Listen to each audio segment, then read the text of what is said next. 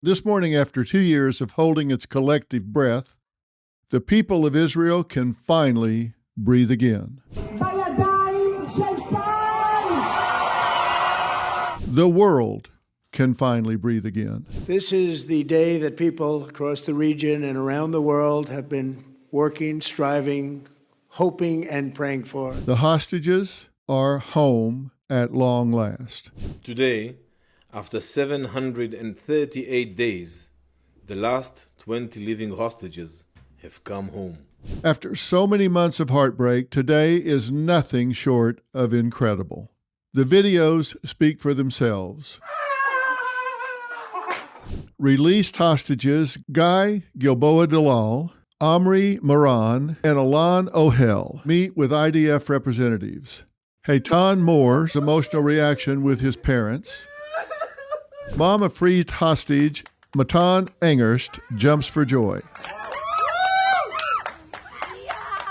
And dozens of Israelis gathered outside the Ra'im military base in Israel near Gaza. But the real story, let's vow to never forget the atrocities that led to today. Listen to Prime Minister Netanyahu's powerful words this morning as he stood next to President Trump. Mr. President, you are committed to this peace. I am committed to this peace. And together, Mr. President, we will achieve this peace. But as we rejoice, the Prime Minister was adamant that the world must always remember October 7th. You always tell me, and you tell the world, remember October 7th. Mr. President, we remember. We remember the thousands of Hamas terrorists who stormed into our towns and kibbutzim. We remember the 1,200 people Hamas savagely slaughtered in cold blood, including dozens and dozens of Americans. We remember entire families burnt alive as they embraced each other.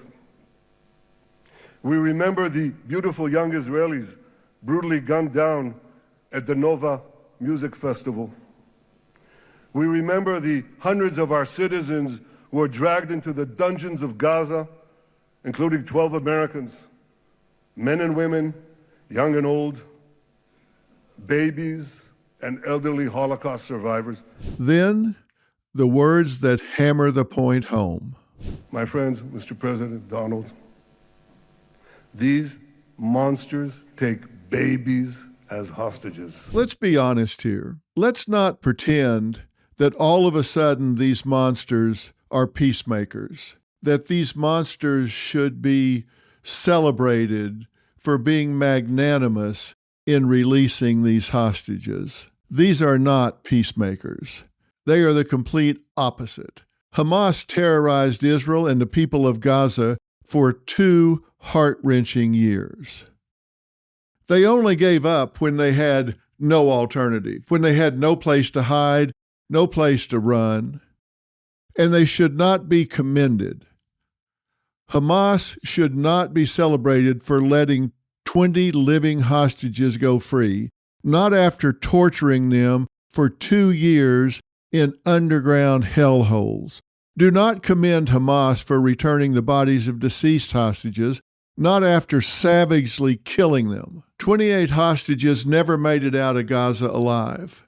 Some of them were already dead when taken, and others were killed in captivity. Do not commend Hamas for ending a war that they started, a war that took some 1,200 innocent Jewish lives and caused the death of tens of thousands of their own Palestinian people, all while these Hamas terrorists were enriching themselves, stacking up hundreds of millions of dollars while they lived in luxury in neighboring countries. These are monsters. October 7th never should have happened.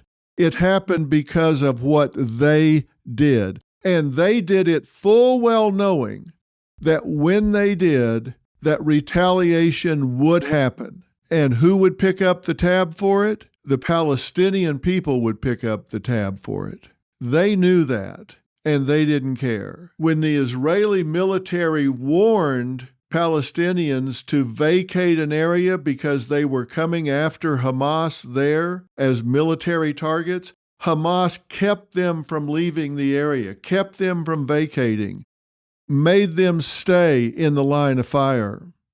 They sacrificed their own people. They didn't care one way or the other. When aid was sent, they stole the aid. They sold the aid. They turned it into money for themselves so they could live in luxury. The ensuing war never should have happened, and Hamas is solely to blame. You can listen to activists say, oh no, this was resistance to oppression. This was a war crime. This was targeting innocent people, not combatants. And for every terrorist too chicken, too afraid, too cowardly to take off their mask, there are heroes to celebrate. First and foremost, the heroes of the IDF. We need to remember with intense gratitude the 468 IDF soldiers who fell in combat as they fought for the hostages, fought for the survival of Israel, and in truth, fought for the entire free world, fought for Jews globally. We celebrate heroes like Alana Zaychik, an Israeli-American who never lost faith, even after 7 members of her own family were taken hostage by Hamas. 7 members of the same family, all abducted on October 7th. 5 of them, 2 cousins and 3 young daughters, were released in November 2023, but Alana's cousin's husband, David Cunyo, and his brother, Ariel Cunyo, were kept hostage. Today, David and Ariel, along with 18 other hostages, took a free breath for the first time in 2 years. We should all rejoice on this incredible day, but we can never forget the darkness of evil that caused all of this pain and suffering. Hamas has made a deal for peace. It is a deal where the cowards traded for their own lives because they saw their fellow leaders, their fellow terrorists, getting killed day after day after day. And no country wanted them to come there because they knew they would be targeted wherever they went. So this wasn't an act of a magnanimous spirit. They were backed into a corner and knew the end was near. They didn't do it to free Palestinian prisoners. They did it to save themselves. But for whatever reason, we do rejoice in the release of the hostages, dead or alive. The Israeli people do have their loved ones back. And God bless Prime Minister Netanyahu and President Donald J. Trump and everyone that worked to make this happen. That is the real story.